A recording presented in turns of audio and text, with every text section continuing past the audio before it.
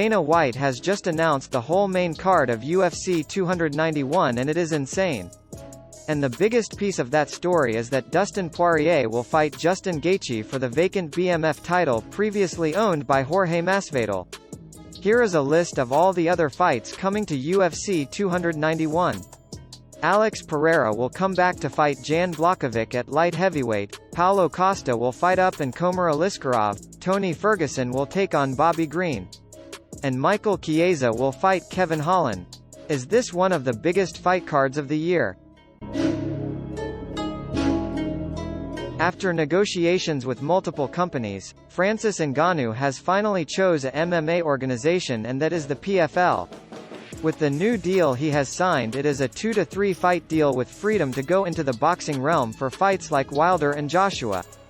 He will be allowed his own sponsors in the cage and he will earn over 7 figures from each fight. Did Francis Ngannou prove that re-signing with the UFC was not the best move for him? After the news broke and Francis Ngannou signing with the PFL, Jon Jones had some words for Ngannou.